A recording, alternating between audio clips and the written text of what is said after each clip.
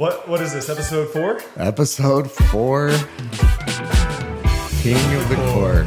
Wow. All right, welcome back, everybody. We changed up our arrangement, our setting here. I don't look so big next to you. Like, Yeah, I we like got this a lot of angle a little complaints. better. Yeah, people. I think they can see kind of our legs though, so we got to make sure Oh we. yeah, that's fine. cover those That's up. my best feature, so it's fine. Your best feature, those strong legs of yours. All right, well, welcome back to another episode of King of the Court. Today is May 23rd. Jimmy woke up super early for this because he's super busy throughout the day, and so we're over here at 7:30 in the morning. It's an early one. This isn't the early one for us, but that's all right. We're gonna bring the energy still. If his voice is a little bit deeper, he's still waking up. Yeah, there you go. We'd like to start off with our sponsorships. We actually have 2 this time.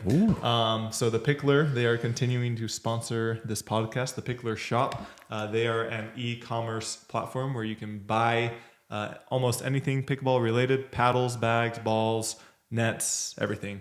Make sure to use code ambassador at checkout to save yourself a little bit of money. Any thoughts on Pickler Shop, Jimmy? No, you know I'm a big fan. You've been loving them? I love the Pickler Shop. Like we've talked about, customer service. The biggest thing for me is selection and variety. They have literally everything. Even stuff that you're like, wait, they sell that for pickleball? It's pretty random. But yeah, Pickler Shop's place that I go for all of my pickleball needs. Check them out.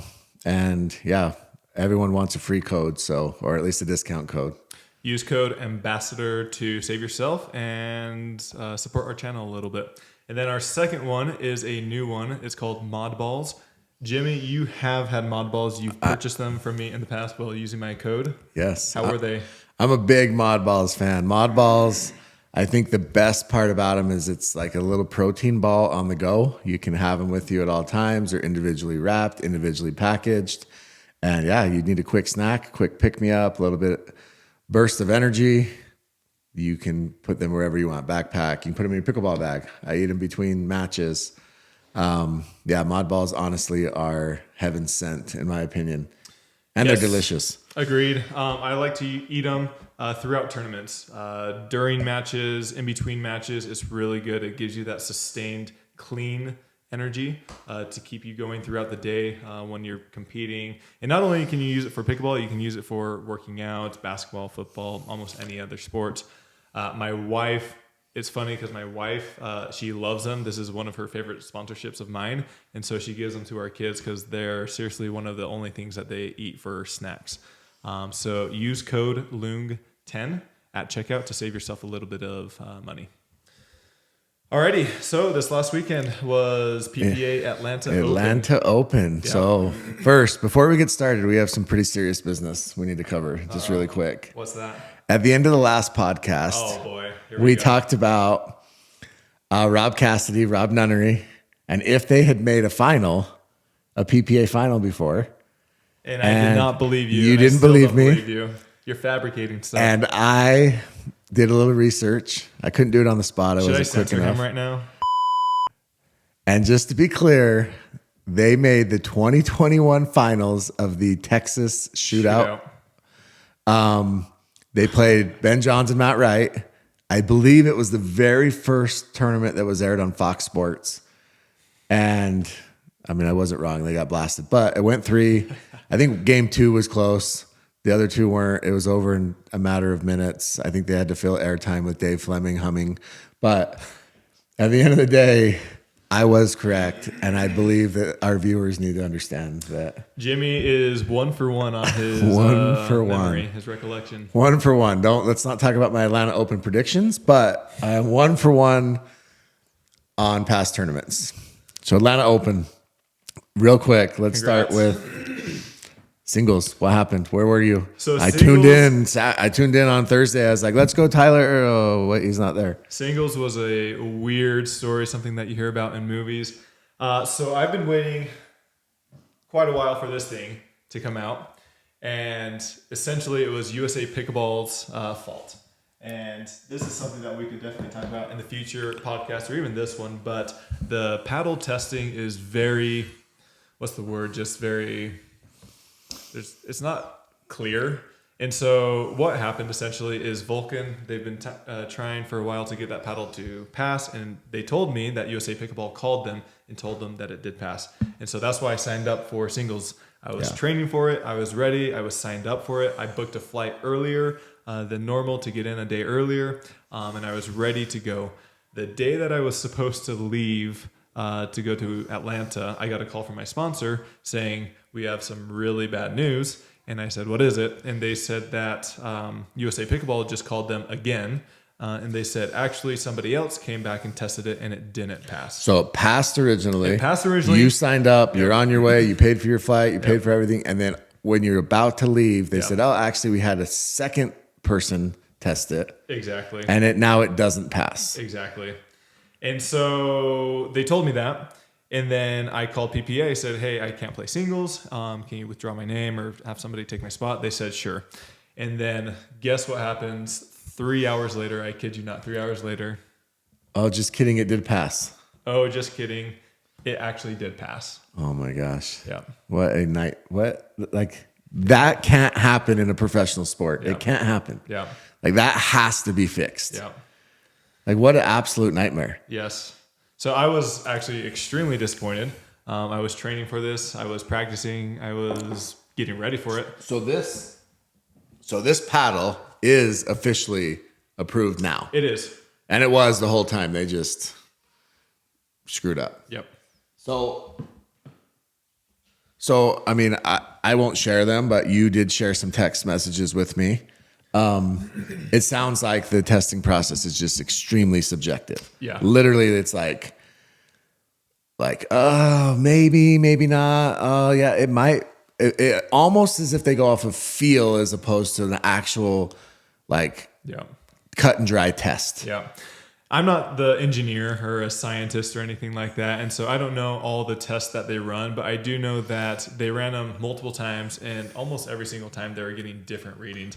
One of the times, and this is only with my paddles, with multiple paddles, sometimes you'll get a really high number, sometimes you'll get a really low number, and so they've really got to standardize it. They've got to make it more consistent. They should be able to pull up any measurement, any tool to measure the paddles and get the same reading every single time. It's just wild that we're in 2023 and this type of stuff is still happening. Yeah, I agree. I mean, I think that the testing has to catch up to the technology. Yeah. Otherwise, it's going to continue to happen because paddle companies they're going to just keep pushing and pushing and pushing. Yeah. And if you don't have standardized testing, I sound like an elementary school teacher, but if you don't have standardized testing, then it's never going to be fair and you're never going to be on an even playing field.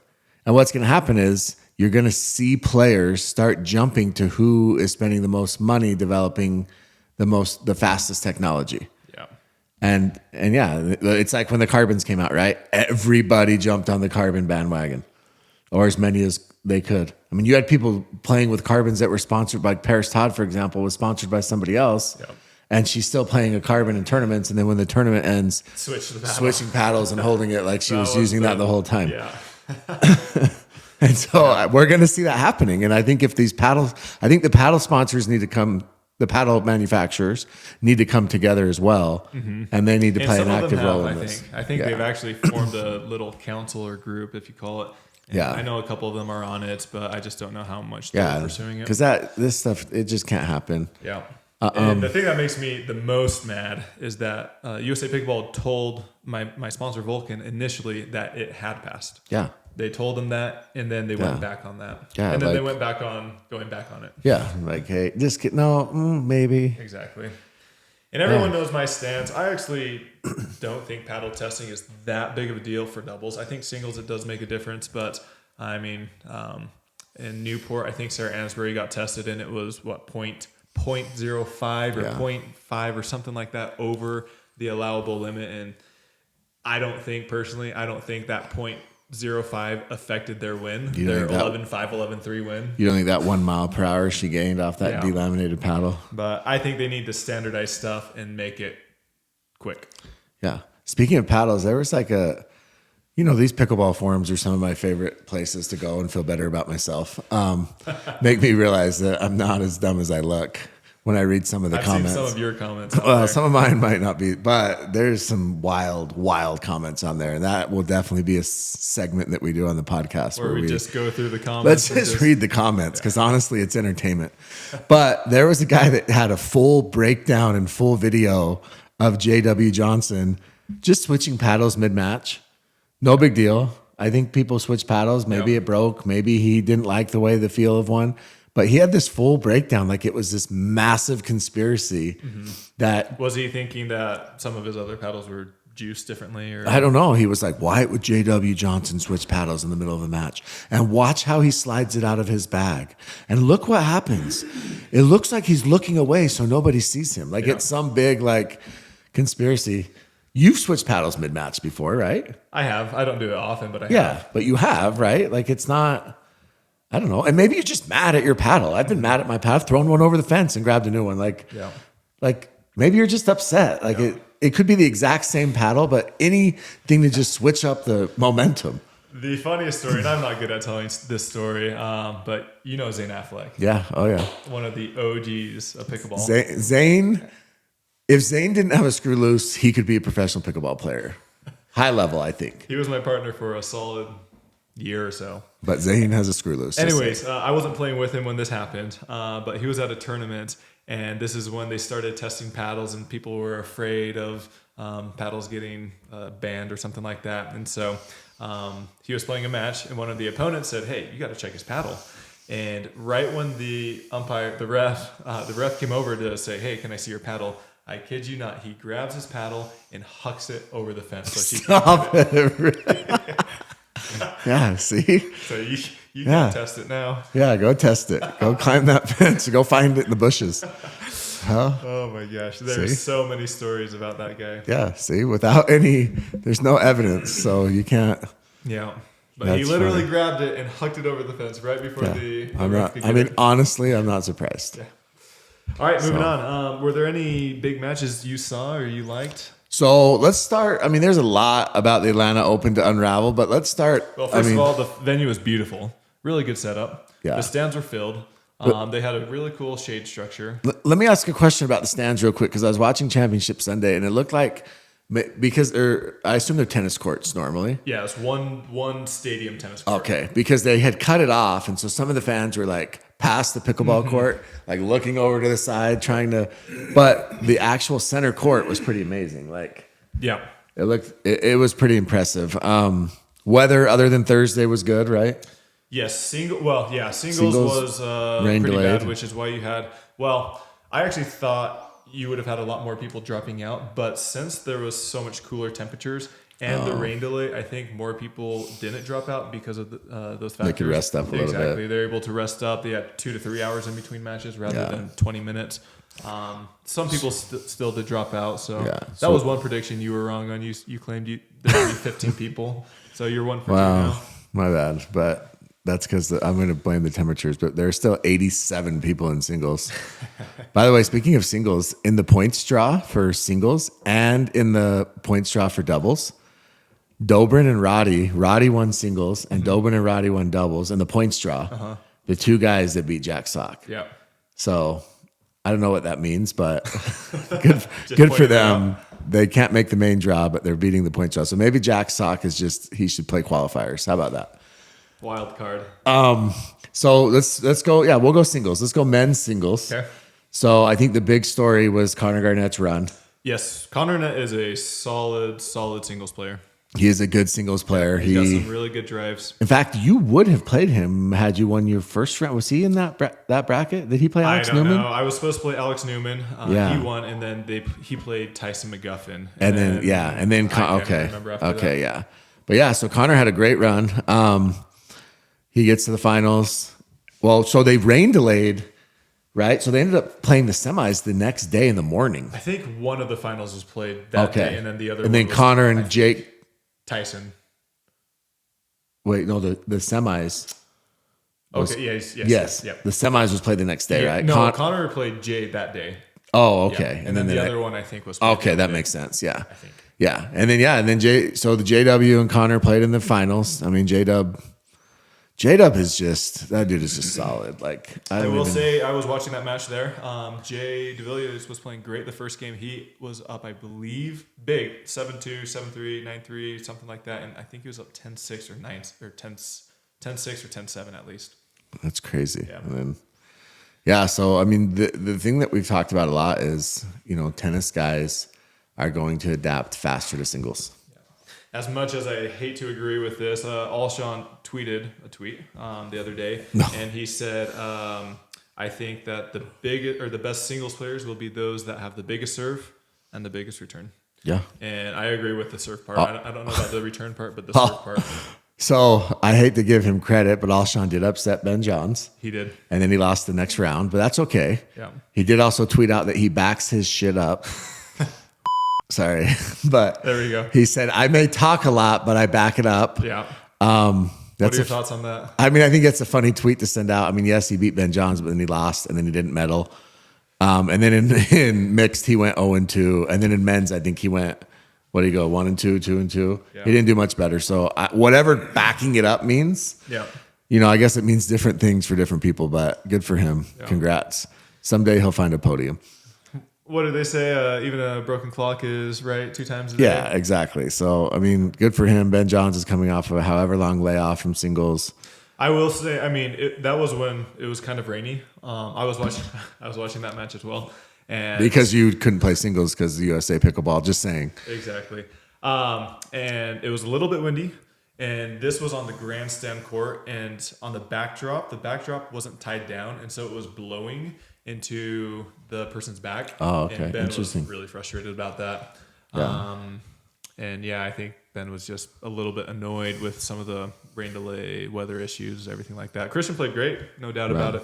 Yeah, I mean, he looked good. Once again, he's a good singles player as well. He comes from tennis, very high level tennis. He might be one of the highest level tennis players that we have. Jack Sock's obviously the highest, and then is it probably Christian? Do you think he's? I mean, it's hard to Noah Rubin, but Noah Rubin left. He's a quitter. Matt Wright. I mean, this was but Matt Wright's 44 years old, but he played University of Miami, I think. Michigan. That's right. Yeah. And then on the women's side, obviously you have Catherine played at Michigan State for Simone. Yeah. So yeah, you have some higher level women over there, but on the women's side of singles, speaking of that, Baby Waters, Christian's girlfriend. Yeah. Are we allowed to say that since she's underage? I think it's out in the open. It's out in the open since she's underage, but that's fine. So Baby Waters wins women's singles. I would say the most impressive part about that, though, was when she played Catherine and beat her 11-1, 11-0. Yeah. I mean, absolute beatdown. Like, took her soul and stomped on it. Yeah. That's impressive. Yeah. I mean, she is so head and shoulders above any other female right now. It's not even close. Where do you rate her if she were to play men's? Well, that's not. About this. Yeah, so I struggle with this because it's like, look, if I take Brittany Griner in the WNBA and I throw her, even though she's 6'9", and I throw her in the men's game, she doesn't get a shot up because they're bigger, stronger, faster, jump higher, right? And so I don't care if she's 6'9", every single shot she doesn't have the elevation that the men do, right, when she shoots. But this is pickleball. But we switch it to pickleball. I actually am starting to get a little bit convinced that I think that for singles, I think that she could probably fall in that 15 to 20 range. Okay.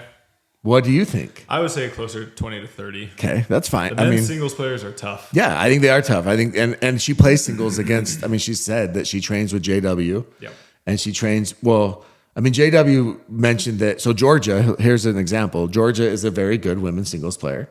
I would say she's in the 5 to 10 range, right, ish. And JW said that she has never beat him ever. Georgia. Yeah. Yeah. I remember somebody was asking JW about Annalie and JW. And JW essentially laughed and said it's not very close when they played. Yeah, and yeah, like you said, there's just more power, there's more speed. But I do think Annalie, in terms of on the female side and as a mixed player, there's nobody close to her. There's nobody touching her. She's 16 years old. Nobody's gonna freaking touch her for a really. The closest one I think was Paris. And that was when she was on her game. We don't see Paris playing that much. She did. Paris just isn't getting tested. Like, Yes, she makes the mixed finals with Riley, but again, she's playing with the number 2, maybe number 3 man in the world. And I then mean, once again, so we played Rafa and Lena, who Yeah. are extremely streaky. There's a couple players you don't want to play the first round, and Rafa might be one of those players just because. did he have his sunglasses on top of his hat? I don't think so, actually. That's probably because it was cloudy, but Yeah. Anyways, we lost in 3 to them. They go on to play Riley and Paris next round. And I watched some of it live, and it was pretty chippy. Yeah, they were I watched chirping, it. Yeah. And Rafa told me he was going right at Riley.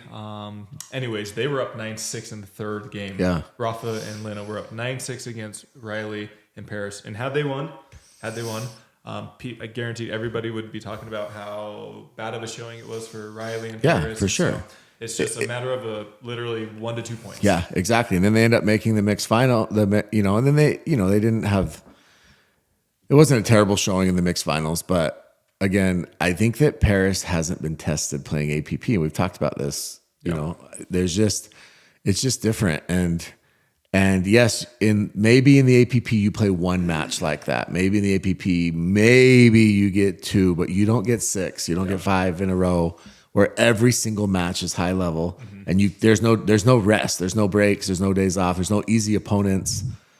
And I mean, let's be honest, Andre Deescu found out. I mean, he finished 2-2 in mixed after winning however many straight golds in APP. Yeah. And his 2 wins, not to downplay anyone, but his 2 wins were over 2 people that you probably would have never heard of. They were at your local parks. Yes, exactly. They were 4-5s who just wanted to experience the venue. Yeah. And then in men's, him and Jay DeVilliers they did finish 5th, but they had to come all the way through the back draw. And that back draw is littered with withdrawals. Tyson and Ignatowicz withdrew. You and AJ withdrew. There's one other big name. I mean, it was just littered with withdrawals. Not that, you don't want to take anything away. They can't control who withdraws and who doesn't. They can only beat who's in front of them. I think we talked about this a little bit. What are your thoughts again on people withdrawing? I mean, if there's no points involved, there's no Well, there reason. are, but it's for 5th place. Yeah, exactly. Yeah, if you get to 5th place, honestly, I don't know why you'd put yourself through, especially if it's a huge back draw. If there's 5 rounds in the back draw, like what's the point? Yeah. I think if you're a lower level pro and you want the experience, or you don't play a ton of tournaments, like Jack Sock, right? It was his first tournament. He doesn't play a lot of tournaments. He wanted to play that back draw. Tyson didn't. They withdrew. Yeah. I think that if you are, maybe on that type of level, then yeah, sure, then play it, right? I mean, go for it. But I think that if you're a higher level pro, there's really just no benefit to it. I mean, you saw Ben withdraw from singles as soon as he lost. Yeah, I think the singles one was weird. They actually canceled. Canceled it. Yeah, yes. They ended up canceling the singles draw just because of the rain issues. But I mean, a lot of those people had already withdrawn or were going to. Yeah. So I don't see any benefit to it, honestly, for you pros to continue to play those back draws. If I still think a 3 out of 5 wouldn't be bad in the first round, and just do single elimination. But if they did that, they'd have to prolong it, extend it. Yeah, like for sure. It'd have to be more than one day. I read something the other day where they were talking about pickleball and how difficult it is, because where tennis is played over several days, right? And you play one match a day, and that's it. And you're done, and that's it. And the match may go a couple hours, but it also may go 45 minutes, and you're done. Where pickleball, it's like, okay, singles on Thursday, mixed on Friday, men's and women's, gender on Saturday, and then championship Sunday. It's like you're playing multiple matches every single day. Yeah. And I think at some point, as pickleball gets more higher level, and as it becomes bigger and bigger, they're gonna have to change that up. Yep.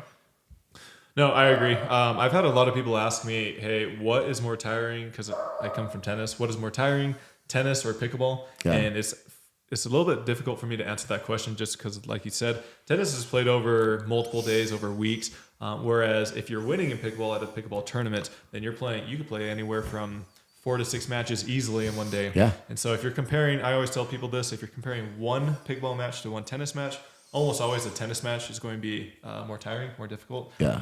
But if you're comparing like one day of tennis versus one day of pickleball, I would say pickleball for sure. Yeah. And a tournament, right? A pickleball tournament is clearly going to be. Exactly. Yeah. I mean, they shove it all in as, short amount of time as possible. And it's crazy. That's a long, grueling day. The other thing is how do you feel about like wait times? Because sometimes, like when you make the semis or you make even the quarters and they want to air them on championship court, the amount of time that you guys have to wait sometimes is insane. I think they figured it out a little bit better. In the beginning, it was just so hit and miss. You never knew. It could literally be 10 to 15 minutes or it could be 4 to 5 hours. Well, I remember you were playing with Spencer Smith once.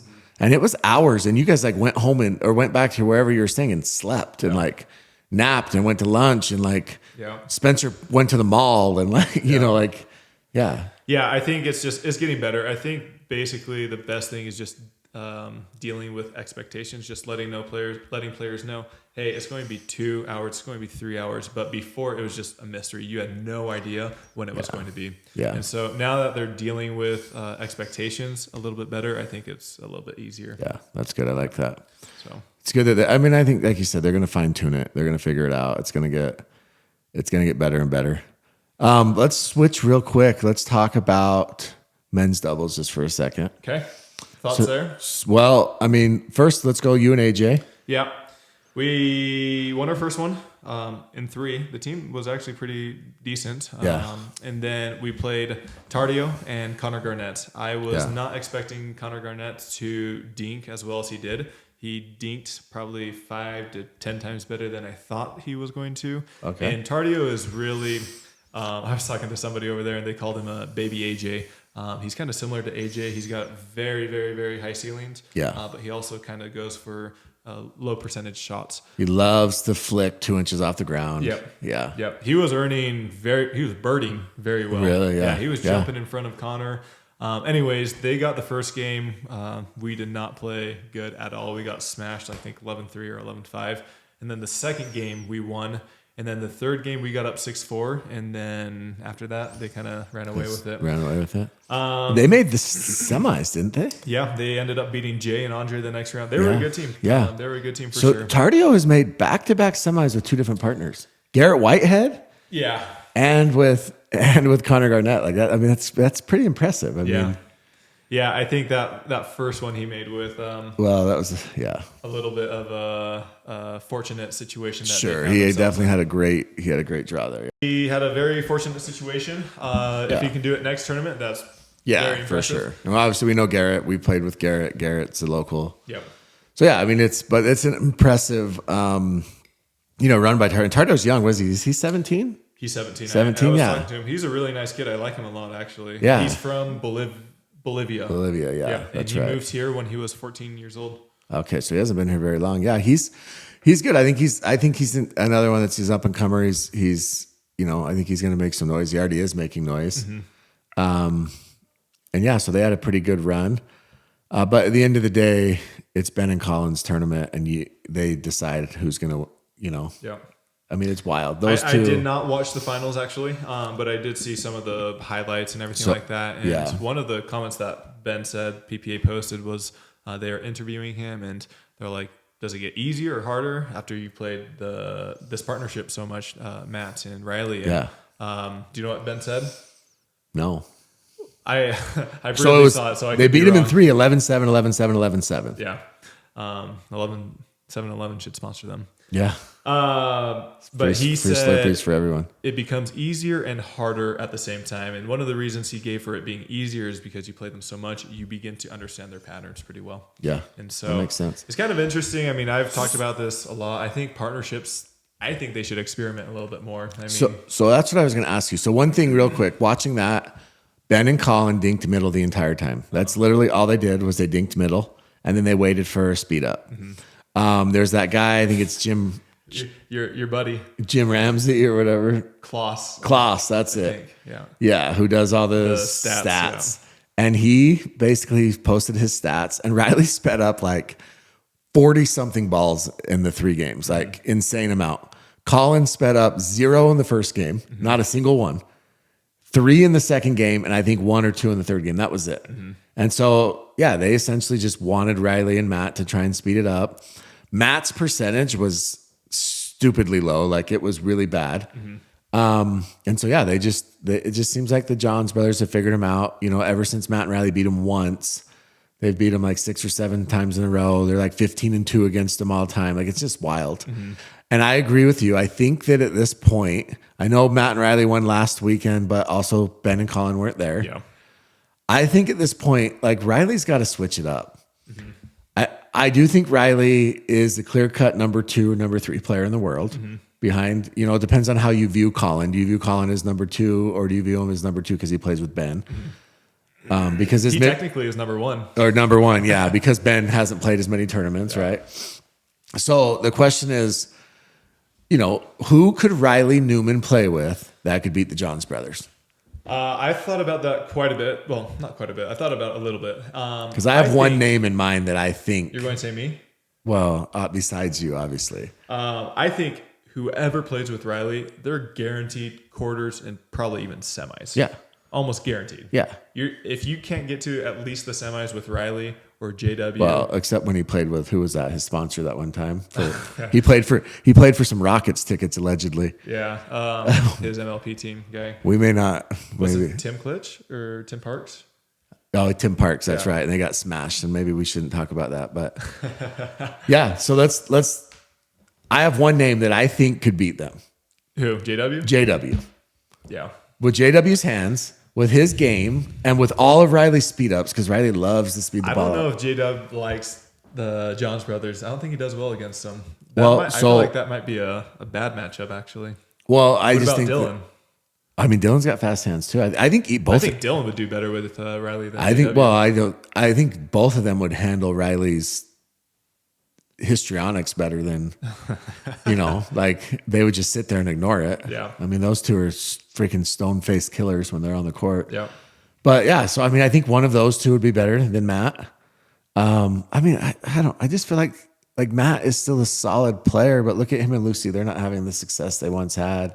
I think that the game may have passed Matt by just a little bit. I'm not calling him washed, but I just don't think that Matt Wright is Matt Wright of 3, 4, 5 years ago, right? When he's, you know, 6 years ago when he's playing with Matt Goebel. What he's doing at his age is very impressive. Yeah. His hands are very good. Yeah, he's still a great player. I'm just clearly he's not good enough to beat Ben and Colin at this point, at least on a consistent basis, or at least more than 20%, 25% of the time. And I think Riley's going to drop him. I really do. It's coming. It's just tough because mark my word, prediction time. Yeah, I mean, it's tough. I've talked to other people about this too, and I mean, this was similar with me and Callan last year. We were getting third almost every single tournament. Yeah. Do you want to try to mix it up where you maybe get second, maybe first place, or maybe you finish 10th place? Yeah, and that's the thing is it's a risk reward, right? Some people are happy; they would be ecstatic to get third every tournament like you and Callan did, right? They would be pumped. They would love it. But you have higher goals. You guys have higher standards for yourselves. And so, yeah, let's take a gamble. Let's switch up our partners. Let's see if we can make a run, you know, at second or third. I think your wife is tired of you coming home early. Exactly. She wants you staying on Sundays. Championship Sunday. Yes. I think me and JW could do really well. Yeah, and it's not because those guys are great players. It is, but it's because I'm lefty. Yeah. Lefties. Let's get them on the phone. What do we need to do? Advantage. Yeah. Riley moved to Dallas. Yeah. Should we call him? I'll send you his number. Are you and Riley friends? Like off the court? Can we say this? I don't talk to him much. Really? Yeah. I don't think most people talk to him much. He's probably. But you and J-Dub are boys. Yeah, we used to talk quite a bit more, but I mean, we still talk now, but not as much as we used to. But you guys were boys. Like you guys used to text. Oh yeah, we used to text a decent amount. He's funny. He'll say a lot of jokes. Yeah, J-Dub surprises some people, but PPA needs better pictures. They posted this picture of him over the weekend, and he has like the longest neck, and he's like sticking it out, and he looks like a dinosaur. And I'm like, that's the picture you chose of this poor guy? Like, come on, like, help him out. Like his outfit choices don't help him out anyway. Oh, man. I mean, they were doing it as a joke, but they went out there on the court in these cow pants against Spencer just for the warm-up. Yeah. I'm pretty sure he's sponsored by Kirkland. like Costco Kirkland brand. Speaking of Spencer, what was Spencer's outfit? He looked like he was going to go ride in the Tour de France. It's his new sponsor. I don't know. Who is it? I don't know. Have you ever seen the movie White Men Can't Jump where they have like the tights hanging out the bottom of their shorts? Leo. That's what he looked like. It's called Leo Rever. Okay, so he was going to go ride the Tour de France. See? Look at that. Well, actually, I think they're a U.S. company. But Oh, okay. They have Well, good. I mean, good for Spencer. I'm proud of him, but I don't know. I didn't. Okay, you guys don't want to know what we're looking at, but if Spencer Smith wears that on the court, then maybe he'd have more success. There was a guy, Matthew Chow, who used to wear. Oh yeah, he used to wear the tights, the leggings. Yeah, the leggings. Yeah. Where's he been? I haven't seen that guy in a while. Yeah. Yeah, I remember him. He played at PPA Red Rock actually, and yeah, I mean, good for him. Listen, there's a lot of people out there that are very selective about their sponsors. And then there's people that will literally do whatever you want for a bag of peanuts. Like they don't care. Not saying that either here nor there with this sponsorship, but it does look like a very nice clothing brand. La Rivere. Check them out. Yeah, La Rivere. That might be how you say it. I don't know if that's Leo Rever. Leo Rever. Leo Rever. Google them. Yeah. Be careful what you Google though. So back to Atlanta really quick. So yeah, Ben and Colin, I mean, I don't know I really think that they have to switch up. Riley is the best chance to beat them, but Riley and Matt is not the best chance. I mean, JW has a good chance. Dylan He does. has a good chance, but not when they play the Johns brothers. No, exactly. And that's the problem, right? And they might beat them once or twice, but out of 10 or 15 times. Yeah. Yeah. Yeah, and that's the problem, right? Is you might catch them once, and we know Ben's a slow starter. They'd probably be better off playing them in the first round than in the semis. Sure. I mean, maybe they should lobby for that. Maybe they should be like, hey, can we trade seeds with... Or just tank the next 5 tournaments. Yeah, just get low. Yeah, just get really lower. Bad and then just hope you draw them in the beginning. For sure. That brings me to a good point. Let's talk just for a second here. Let's talk pickleball conspiracies. Ooh. Because, like I said, the nut jobs... I don't know how much I'm allowed to say. Okay, well, you be careful because I'm sure you have to sign some NDA or something Connor made you sign. But these nut jobs on the forums, sorry to call them that, but they are. Let's just be clear. Like, we don't need to... Some of these posts, like, oh, we were playing and these high-level players at the park wouldn't let us mix in. So what should I do next time? Like, what in the world? Like that's what you take to the internet? You people are nuts. Like, you're crazy. Like, get a job. Okay, so, but... Says the one who knows everything about pickleball. Well, listen, I do that while I work. That is my job now, okay? This podcast is going to be my job. Okay, so there's a big conspiracy. There's a couple conspiracies that I've seen lately, okay? The one that a lot of people are all worked up about is why are JW and Dylan on the same side as the Johns brothers every single time? Okay, because we've been told that seed 3 and seed 4 are interchangeable. Right? And so Ben and Colin are always going to be the one. And so why are J-Dub and Dylan always the 3 instead of the 4? Or sorry, always the 4 instead of the 3. When technically just on the same side. On the same 3 side. and 4 can be flipped. Yes. So here's my question though. Do you think that the PPA is manipulating matchups? Maybe you can't speak on that. I can't speak on that. But if we're going Championship Sunday and it's going to be on ESPN, it's going to be on Fox Sports. This past week was on Amazon Prime. Would it benefit, because they can flip those seeds, wouldn't it benefit the PPA to, I don't want to use, but manipulate it a little bit? I feel like it would, because let's be honest, like I think J-Dub and Dylan are great. I think they're great players, but they're not going to bring... Like I think from a technical pickleball standpoint, if you are a hardcore pickleball fan, then you love watching them play. But they're not bringing the excitement. They're not bringing the fire. They're not bringing the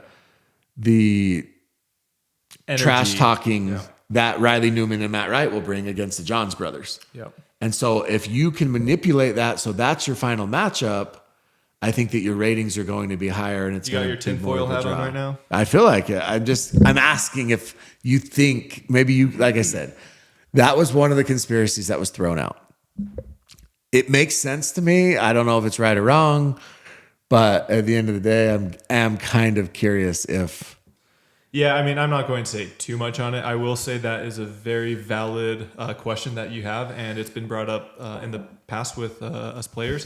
And up until fairly recently, they actually implemented where they have a player watch how they do the seedings now. Okay. And so It's like everything the NBA is, draft lottery. There's exactly, somebody in the room. There's somebody supposedly in the room who's watching it, I believe, via live stream, via phone call, Zoom, or something like that. That makes sense. The past 5 to 6 tournaments or something like that, they should have had a player stand in. Okay, so it's just luck of the draw at that point. That's a very valid concern question in years past, and a lot of people have brought that up. Yeah. But I would say moving forward, especially with gambling on the line and everything, That's like the biggest that, thing. It has to be transparent. Yeah, when they start gambling, I mean, that's the next step for the PPA and for pickleball. I just don't understand why they just can't have it be standardized. Like, instead of flipping, just do standardized 3, 4, 5, 6, 7, 8. Just have it. Yeah, I think they're trying to just like not have so much monotony where it's the same matchups over and over. But you're getting them anyways. If you're playing each tournament, your ranking's going to change every. Yeah, exactly, and you're getting them anyways, right? I mean, you're getting it's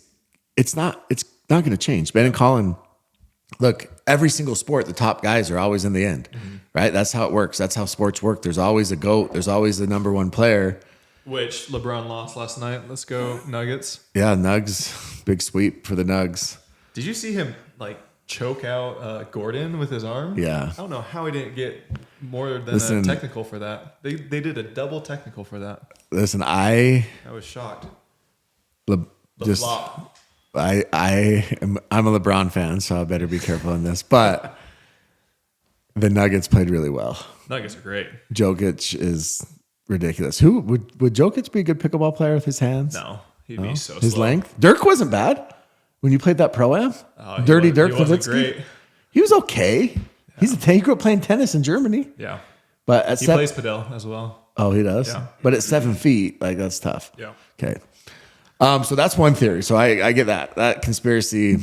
I don't know. That one might have some legs. I don't know, Connor, if you want to chime in here. As long as you can make good line calls, we'd love to have you. Okay. So the second one that a lot of people have talked about. Did you? I think you're going to talk about video boards. The screen. Have you gone back and looked at it? I haven't looked at it yet, but like we talked about last week was that video board and how when Anna Lee and Jack Sock were playing together, the video board was off when it was facing them. And then when they were on the other side, the video board was on. I don't know how true that is, but I've seen that multiple people have mentioned it now. And I don't know. I just, like you said, when gambling comes into play, none of this, I mean, everything's got to be completely 100% transparent. It's got to be above board. Yep. Everything that the PPA does is going to be under a microscope because the reality is if somebody wins a match 11-5 instead of 11-7, right? That could cost thousands of dollars to bettors. Like that's going to be a huge deal. Every point's going to matter. I think it's going to be really interesting. Who's the first person to be lifetime banned from pickleball for gambling, for betting on their own matches? I did a little tweet on that and I was just joking around, but I said Warnick. 100% Warnick. Yeah. Warnick's already probably has freaking some side hustle where he bets on matches. Guaranteed. It's probably going to be somebody that you would never imagine. Like JW or some random person that didn't realize. Yeah. You think you think fantasy pickleball will ever be a big deal? Like hopefully. Fantasy football? Yeah. Why not? What round would you draft yourself? First overall? I was thinking about that with MLP. I got drafted second for men's, I think 4th overall on my team. And I love it. I love being the last one on the team because I feel like I can. You were the last pick on your team? On my team. So just real quick on that draft, Ben had Colin on the board and he traded. I don't know exactly the trade. There was a trade or something that happened. Yeah, he had Colin. What I saw was he had Colin on the board, and he made a trade so that his next female pick was higher. Yes, I think that was right. But that essentially eliminated him getting Colin, and he took Megan with that pick. Yeah. And then that still had you on the board for him to take you. So yeah, there was I was probably the third to last to go for men. So there was 2 or 3 other men that were picked after me. Okay. Yeah, so that's interesting. But I would much rather be able to back up Yeah. the top player 100%. rather than half. Well, the your look, here's the reality is if you were the fourth pick on a team, your team's going to be pretty good. Right? Like if you're the second man chosen, your team's going to be pretty good. The funniest is Matt Wright. After Zane picked him, they called him, and Matt was saying, "Why did you pick me first or second on the team?" Yeah. Yeah. See, like, I mean, yeah, that's going to be interesting. Like, anyways, San Clemente's the last one. Yeah, should be fun. Lots of fireworks there. Beautiful venue, beautiful location. Are you going down? Dude, I want to. It's June. What? Well, PPA has a tournament the week before. I think PPA's tournament is the week of like June 10th. Are you staying the whole time? Most people are just staying the whole time. And you are? Yeah. Why not? San Clemente. Yeah. You live a good life, Tyler. Yeah. You want to cover my Airbnb? You don't have friends that live down there? Okay, so anyways, those are kind of the big conspiracies. Going back to the video board, Yeah. I think it is somewhat valid.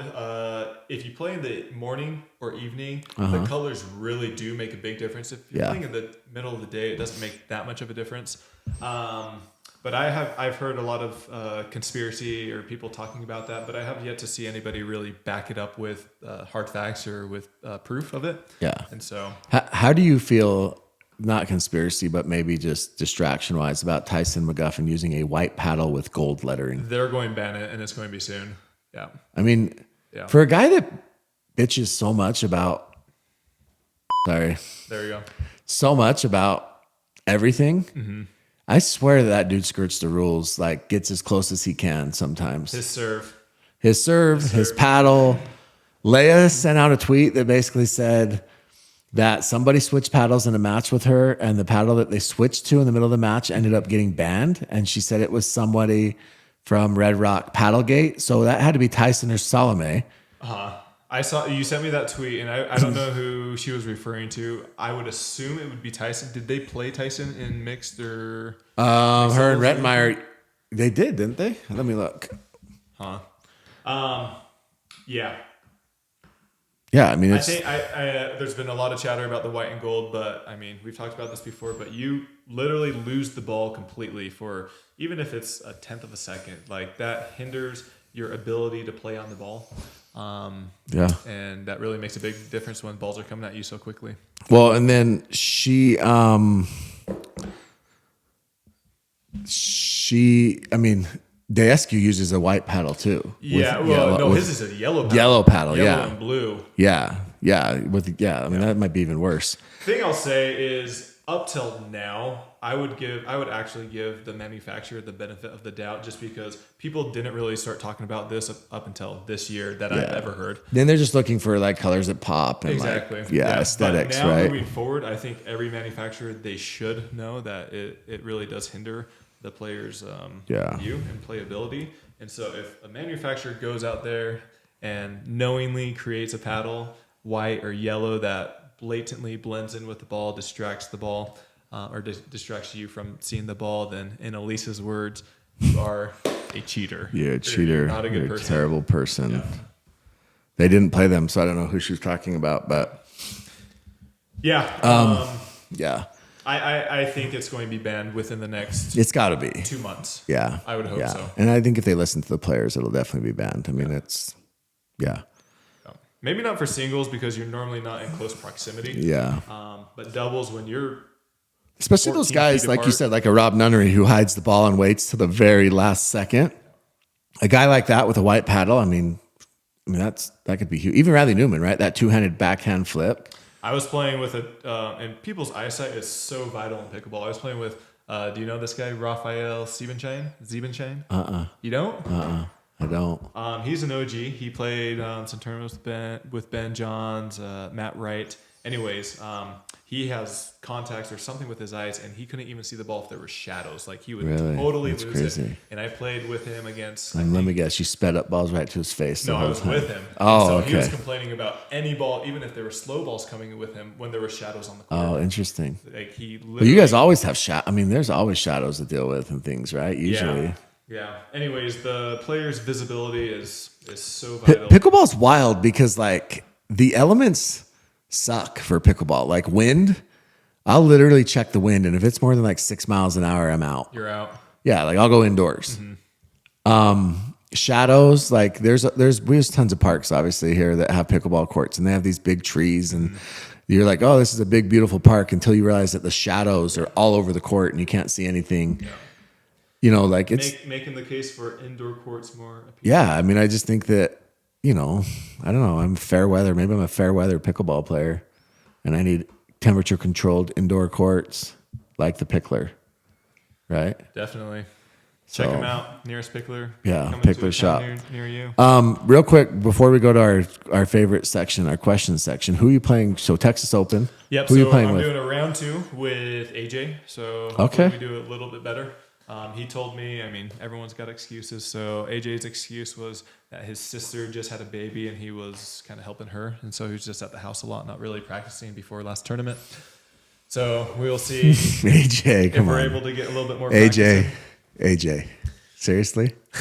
That's what you came up with? Is that like I wasn't feeling myself because I was up all night at a concert the night before and then I had to pull out? Sorry, Georgia Johnson. We won't mention names on who pulled out, but come on. I'll send this clip to her. Yeah. And then mixed doubles is with Tyra again. So I'm excited for that. Yeah. She had another decent showing, it looked like, didn't she? I think so, yeah. Okay. I don't think mix was that great for her. She played with Nunnery, and then women's, she was with... Who was she with? I don't know. Did she play with Glassman? Sounds right. I think she played with Glassman. Right. with I don't know. I'm just making stuff up right now. That does sound right. Nobody's going to fact check me, so I'm fine. You're 1 for 2 right now, so yeah. we'll see. Okay, anything else you'd like to brush up on? No, I think, though, I do think that I'm curious. People chime in on the comments and, comment and rate, don't hate. But on the comments, I'm curious how many people have an interest in gambling in pickleball, because I do think that that's where the sport's headed. I think that's the next big thing. And I think a lot of guys do. Yeah.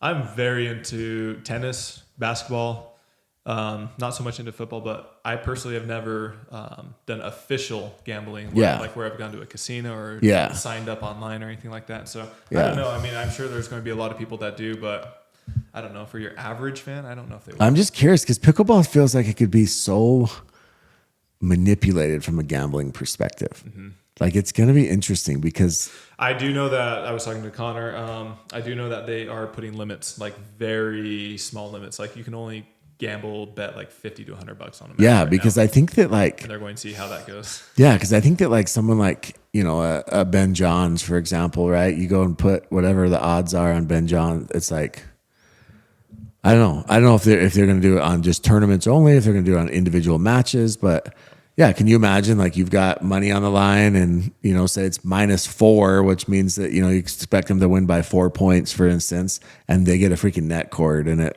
trickles over and they end up winning 11-8 instead of 11-7 and everybody loses their mind. And I don't know. I think that's exciting. I think it's going to be fun. I do know that they're having all the players go to this class online and like sign. Yeah, and I'm sure they have. And that's the thing is because the NFL is struggling right now with players. They just suspended like multiple players for basically placing bets. Mm-hmm. Not even on NFL games, but just from inside NFL facilities. And it's a huge deal because you don't want any sort of collusion happening and things like that. And that makes it tough, right? Especially in a sport like pickleball where the money isn't quite where it should be. What's an easy way to make a little bit extra money, right? Like, oh yeah, I'll go get my ass kicked by Ben Johns and then place some bet on myself. Yeah, you could definitely make a quick buck. Yeah, there. I agree. Yeah. I agree. So let's go to our questions. Did you get any questions this week? Yep. So like I said, if you ever want to submit a question, most active place I'm on is social media is on Instagram. So normally I announce a question answer 1 or 2 days before we do the podcast, which we normally try to do the podcast Monday or Tuesday of the week. Yeah. Anyways, we got quite a few people chiming in. We've got this one guy. I don't know if he wants to mention his name or not, but somehow he's got all of the info on all these players, and he wants us to talk about some pretty gossipy, dirty stuff. And I don't know if I can do that. You might want to talk about some of it. I don't know. The whole time Jimmy's going to be talking about it, I'm going to be holding. down. So I don't know. I listen. some of them are pretty funny, and some a lot of people don't know about. I don't know how he's getting this information, but it's pretty gold. I mean, there's a lot of stuff out there. Is this you? No, it's not my burner, but I know who you're talking about because he literally spams the inbox and he really wants us to talk about it. There's a lot of info out there. Let's be real. Like pickleball players are human, right? And because they are so, because it's still such a small scope for pickleball and they are still so, accessible. I think that we hear about all the dirt with pickleball players. Obviously, the Donna story was released on Facebook. They really want us to link that story. Yeah, and you literally can Google it. Donna Caps is her name. She's posted it on her own Facebook page. It's public, so go for it. Leave her alone, but you can go link it. She's posted it publicly. Yeah. She's trying to get it out there. In fact, some of the comments are like, "I'm so glad you had you were so brave to do this." So it must have really been traumatizing to her. I hope her plant survived. But then there's a lot of other, there's a lot of, in every other sport, right? There's a lot of mischievous things happening, and there's this person's with this person, and this person's doing this, and that stuff's all out there. And yeah. I mean, I don't mind talking about it. I don't want Tyler obviously Tyler still has to play with some of these people, and Tyler sees them on a daily basis. They don't know me. They don't care about me. I don't know. Maybe if I'll show up to a PPA event and I'll get jumped in the parking lot, but the reality is that stuff does happen. There's millions of those stories. We've heard all the stories. Tyler's literally, he's in the middle of a lot of it, and he keeps everything hush hush. It's kind of that unwritten rule, right? You don't want to throw one of your fellow colleagues under the bus. So I think he's very careful. I was very quiet up until Jill made that statement. Yeah, he's very careful. Yeah. But I will say this: it is out there. This isn't hard to find.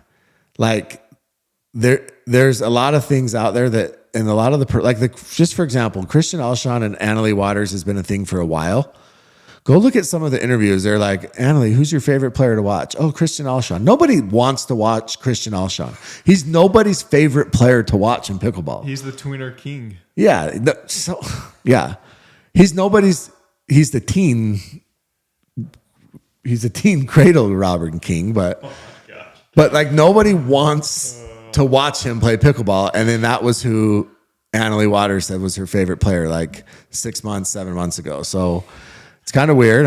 She's 16, he's 22, but whatever, do you? Anyways, point being, that stuff's out there. It's not hard to find.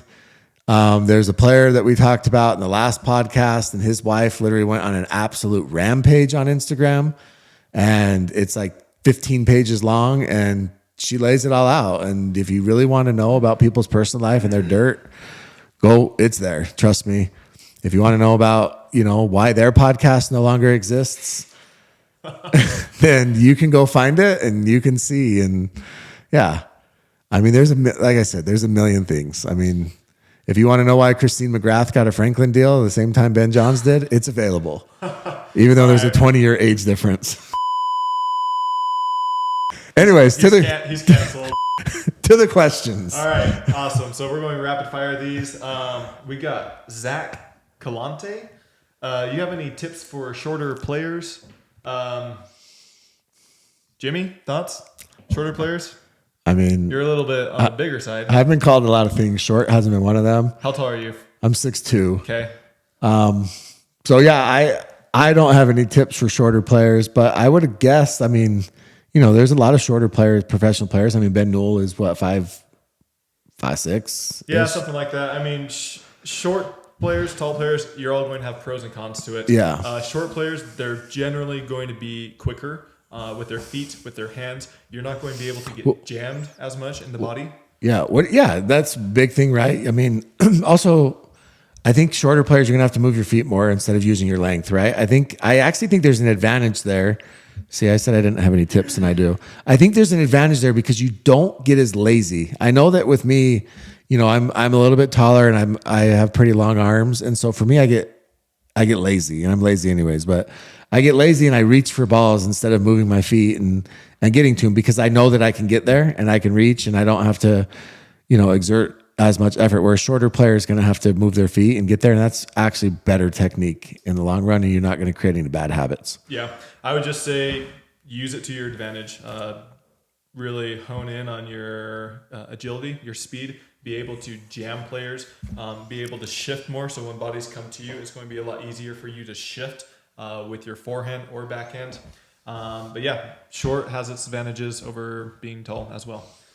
Same person, they said, what did you think of Connor Garnett's singles run? I thought it was great. He's a very formidable singles player. He does extremely well. I think everyone's talked about it. It's just his doubles game, which his doubles game from this last tournament, he's improved on significantly. So I think the future is very bright for him. Same guy asked another question. Can we get some specs on the new signature paddle? So it's right here. I don't have the exact specs off the top of my head. It's the V730 Max. It's my signature paddle. It's very similar to my previous elongated paddle. It's just a little bit bigger. I like it because the sweet spot's going to be quite a bit bigger on this one compared to my elongated paddle. However, you still get the length, or somewhat of the length of the elongated paddle, but just a bigger sweet spot. All right. Can I have this? Can I take this home? No. Okay. That's the only one. Wait, that's gritty. A little bit, yeah. Okay. They have this new technology, so Ooh, yeah. Okay. High track surface, is that? Helping with the spin. Wow. Okay, I like it. All right. Gung Yoga Pickleball. How is your routine drill a week? Yeah, how much do you drill, Tyler? So I get this question asked a ton. You clearly don't get up at 4 a.m. Oh, I'm up at 4 a.m. I'm up at 4 a.m. It just varies on when my next tournament is coming up. Who I'm playing with, the amount of points, everything like that. But normally I'll try to drill 1, maybe 2 times a week. I'll try to drill for an hour or so, and then after that I follow it up with playing out games. That way I'm able to work on what I just drilled and put it into practice. I find that the best way. A lot of people expect me to do these elaborate drills, but my drills are very simple. I just do half-court games. I go cross court. I do down the line.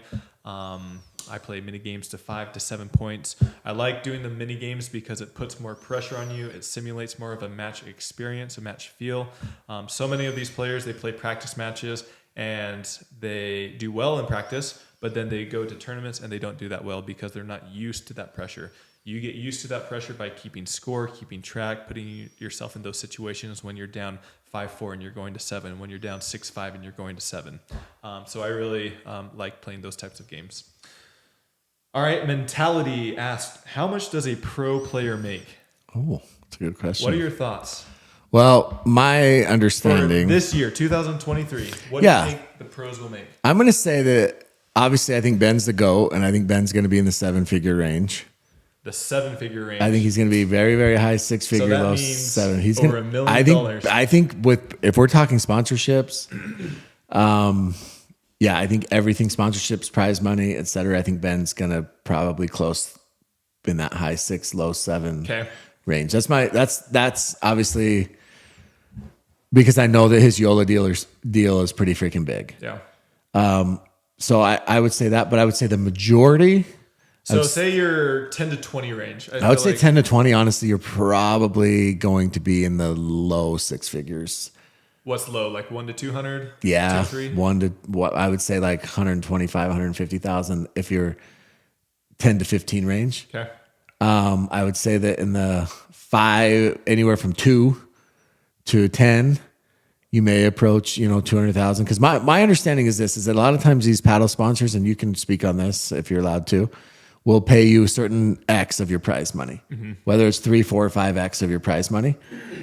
I don't know if that carries over for MLP as well, but that's, I think, where the majority of, your money is going to come from. Yeah. So you make 25, and I don't know if they, like I said, if it works for MLP, but if you make 25,000 MLP and they pay you 75, I mean, you're 100 right there. Yeah. I know a lot of these players get stipends. I know they get appearance fees, a couple, 3, 4. I think Ben was getting $8,000 just to show up to MLP. So I think that all adds up. 16? Yeah. Okay, yeah. Because PPA matches. Because PPA matches, yeah. So you got 16,000 and there's 6 MLP events. And, so I think that all adds up for sure. But I still don't think that there's enough money in pickleball if you're anything past, say, 15. I would be surprised if those guys make money at all or if they don't break even. One thing I'll say is this is one of the questions I get most frequently. How much do you guys make? Everything like that. Can we see your tax returns? I'm writing everything up. So I will say, if you're in the top players, top 10, top 15, literally you can make as much as you want. If you do clinics, if you teach, if you do a lot of other things like that, you can work and work and work. I mean, you look at Jay DeVilliers, Tyson McGuffin did this last year where he was teaching camps so much. I think last year or the year before, he taught 40 camps. Yeah, it's over wild. 40 camps. That's so much. Anyways, you make a lot of money. I would say the top 5 are making a very significant amount of money. I would say well over 400 to 500. I would say Ben, the top 2 players, Ben and Annalie, they should make close to $1 million or more. I mean, Annalie's rolling a Range Rover at 16, according to Carvana. So now, this is not NBA. I always tell people this. It's not NBA money, but it's $1 million is $1 million. That's $1 million. Yeah, listen, I'm going to say there's not many people watching our podcast making $1 million a year. Just saying. I mean, truth be told, even over 100,000 or 200,000 is pretty. Yeah, good. it's a good living. It's great, and you're playing pickleball. Like, how many of you are actually paying money to play pickleball? It's costing you money. Let's be honest. Tournaments are costing. The only thing I'll say is the expenses, they do add up pretty quickly, like hotels, flights, food, car rentals, everything like that. Just all this miscellaneous stuff. It does add up, and so that is one thing to consider. Like if you go to a tournament, okay, like someone like you, right? You're in the 5 range. Say you go to Atlanta this weekend and you go 1 and 2, 2 and 2. You're not getting much. Are you breaking even at least after flights? Hotel, car. I mean, it depends on where those wins came from because you only get money if you win in the main draw. You don't get any money if you win in the back draw unless you get 5th place.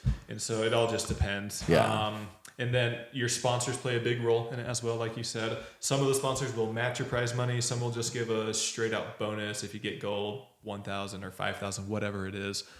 So there's a lot of different things that people can do. Social media is starting to come into play. Camps, lessons. Yeah, and you see multiple sponsors, right? I know a lot of these people Leia just signed with Mizuno, right? Meg Dazan has Acrotech, and she just signed another Beamer or something, Bremer or something like that. I think that those things all add up, right? They give you, money here and there, and I think it all adds up, and the more you can have, the better as a pro, right? Yeah. So, all right, this one guy is submitting all the questions. I don't know if he wants us to put his name out there or not. I'll wait for him to ask another question next week, and he can answer that. He says, which pro pickleball player are you most afraid to be stuck in a dark room with, and why? Oh, that one's... Who? That one's easy, isn't it? Who is it? Is it not Warnick? Like nobody... Yeah.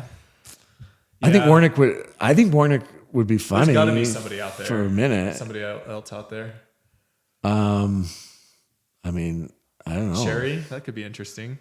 I mean, Sherry would be a party, I think. I think that the amount, I better not say. But, speaking of Sherry, Sherry's a trip. If you have not met Ryan Sherry, you're missing out. Absolute treat. If you haven't seen Wolf of Wall Street, that is Ryan Sherry's life. Okay, this is your girl, Coach Liz Ryan. I am pissed, but then 20 minutes later, I am ready to have lunch together. Not all girls get it. What are we talking? What? Liz, that could be a million things coming from Liz. But I do think that pickleball is very, very competitive. And I assume that that's what she's talking about. How, when you play a match with somebody. She asked another question. Sorry. Okay. I'm really confused. Sorry, Liz. So she said, someone told on our team for bad sportsmanship. We lost and didn't air paddle tap and off. And then she says what I just said. Okay, so what do you think about that? Do you have to paddle tap? Because Leia Jansen has said paddle tapping's stupid between games. I think between games it doesn't matter. But what about after the game? I think at the end, where's the sportsmanship? I think it's fine to paddle tap. I mean, even if you're mad, right? Can you even paddle tap and you turn your head, roll your eyes, and walk away, right? Yeah. Right, just a tip and then walk away. Paddle tap. It's so. I mean, it's in between unique. Games, I think. Yeah, it's unique. But even in tennis, you go to the net after the match. Yeah, after but you're the not match. Doing it in between games. No, exactly. No, but I just think it's such a weird. I do think if you refuse to paddle tap, I think it does make you look like a poor sport. And you're talking about at the end of the match. At the end of the match. If you don't want to do it between games, fine. Yeah. But there's so many weird. Pickleball has such a long list of weird unwritten rules. I think every sport does. But like the whole cheering when it hits the net and trickles over, then you cheer. Like you didn't do anything. Knock it off. Yeah. You know, your opponent makes an unforced error and you get excited. Like you didn't do anything. Stop. You know, those things. But yeah, I get it. I get what Liz is saying. You can be pissed off and then 20 minutes later you're over it. But maybe you can muster up a little bit of sportsmanship, tap their paddle, then go be pissed in the corner. Yeah. I mean, you really don't have to do much. You tap your paddle. Yeah, literally, yeah. You're walking that way anyway. And So most of the time, you're already going to be up at the net. yeah. You walk And if you're not, at the net, that's why you lost. Boom. Oh, wrong one. All right, we'll do 2 more questions. This one guy's going to town. I don't know where he's getting this information from. Let's hear it. Let's throw it out. Oh, we can't do this one. I know the guy he's talking about. What? Well, let's. Katie TX Pickleball said, "What do you think about in mixed events when the male player is covering 80 to 90% of the court?" I think Katie should take this to the pickleball forum because it's one of everybody's favorite questions. Guaranteed to have 500 comments. 500 comments, and every person has a different opinion on it. So my response to that is, how much of the court does Ben Johns take, and how many times does Ben Johns win? If it works, it works. Now, listen, if you're cold, and here's a great example, AJ Kohler. AJ overplays a lot. He just does. That's how AJ plays. And sometimes AJ will get cold. And I remember watching him step in front of Callie when they were playing together a million times. And Callie, I mean, you want to talk about eye rolls, and he would take balls from her. He'd take balls from his female partners, and he would miss. And so I think the big thing I would say is if you're going to step in front, you better not miss. Yeah. I would agree. I'm just thinking about my situation with Ben Johns right now. I'm on his MLP team, and he's taken 70 to 80% of the court. I am totally fine. I'm totally fine with that. Yeah. Now, other people might not be, and if you're not, you need to talk to your partner. Say, hey, I want more of the court. But as Jimmy was saying, if you're having success with it, I'm fine with that. Yeah, I think that, and I get it. Like, if you're playing rec play and you have some dude stepping in front of you and taking every single one of your balls, then yeah, just talk to him and say, bro, back off. Like, let me get my shots up. But I think in a tournament, I think that's how mixed is played. Agreed. Yep. You're going to see it more and more. And people want to win, so they're not going to be complaining about something that's working. Yep, exactly. Yama asked, how to stop hitting flat / getting a feel for hitting an arc in terms of hitting behind and under. So kind of hard to talk about this when we're not there in person, but obviously practice. You're going to have to get out there on the practice court and practice the shot. You want to make sure you're getting underneath the ball and going over it. You want to make sure you're brushing it. You're going to have a lot of wrist action. You want to have that hand coming over the ball. Wrist. Exactly. Jimmy is a perfect example. See that? Yep. So you just want a lot of practice. And yeah, it's really hard to explain when we're not there in person. But yeah, most people, when they're hitting too flat, they're just hitting with an open-faced paddle and they're just pushing. You want to be pronating. You want to be... Pronating. You want to... These are big words. How do you do that wrist action? Yes, you want to roll brushing the ball. Yeah, roll it. Get on top of it. Exactly. Get on... It's like if I don't know if you've played any other sports, but like baseball, they always say to cut the ball in half. Get on top of the baseball, cut it in half. Same thing with pickleball. You want to get on top of it. If you don't get on top of it, you're going to hit a flat shot. If you hit underneath it, you're going to hit a flat shot. Get on top of it, roll it. Coach Jimmy, how much is that? How much do we charge for that? Listen, that first one's free. The next one, though. Next one will cost you. Yeah. All right, we'll do one more question. Let's see. There is one more. Someone wants a link to Donna's story. We already talked about that. Donna. There was one other question. Where did it go? Oh, talk about Elise and Leia breakup. Yeah, that's a good one. We kind of talked about this last time. We'll do we'll touch on summary on it. Yeah, basically, Leia said that she has always committed to her partners for a full year. And she decided this time to only commit for 6 months because if you're not having success, she wanted an out. I don't blame her for that. She realized that this is exactly what Tyler just said earlier about him and Callan. They're finishing third every single tournament. And they decided, hey, you know what? Let's take a chance, play with a couple other people, see if we can get a little bit higher. And so they did that, or they could have continued to finish third for the rest of their lives, right? So Leia played with Jesse this last tournament. And they finished fifth, right? Didn't they? Or they finished third? I know they lost kind of early in the main draw. They lost early, but they did come back. I can't remember.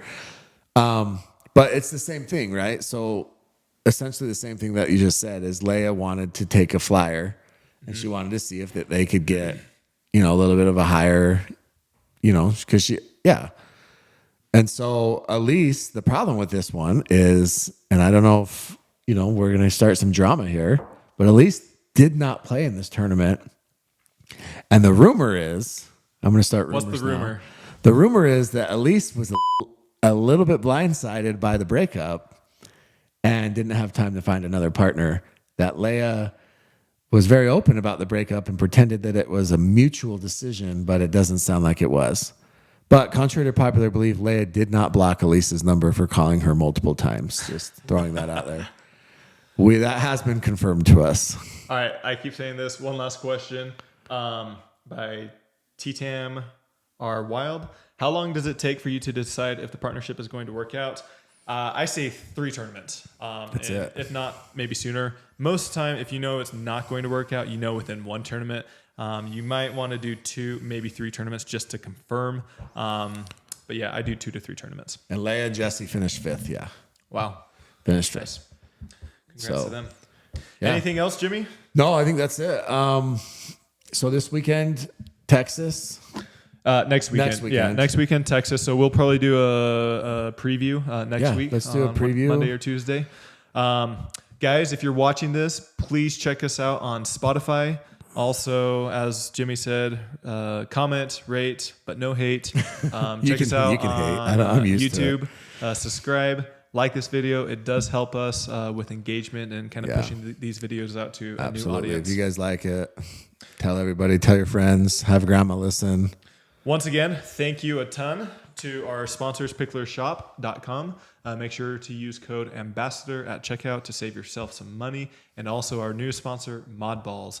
Use code, my last name, Loong, Loong 10 to save some money off your order. What's their website? Is it modballs.com? Modballs.com, yeah. All right, perfect. They are awesome to use and have. Not go only coconut. The coconut ones are my favorite. The chocolate coconut ones. Chocolate coconut, yeah. They taste like an Almond Joy almost, like a healthy Almond Joy. Yeah, but it's clean, pure energy to help sustain you throughout the day. And if you have little ones, they'll love them too. So make sure to check them out. As always, if you guys have any questions, make sure to put them down low in the comments. Jimmy, are we putting your Instagram handle on these videos yet or holding off? Yeah, I mean, listen, if you guys want to follow me on Instagram and you're really that bored, we'll throw it on there. You're private, right? No, I'll make it public. Let's do it. I'll make it public. Let's go. Blow you up. Let's get crazy. Okay. I mean, I get enough messages anyways off of this podcast. Some of them are pretty funny, by the way. So maybe we should start sharing those. Yeah, start bringing your questions in. Yeah, but yeah. Also to the pickleball forums, I'm sorry, but yeah, most of you guys are idiots.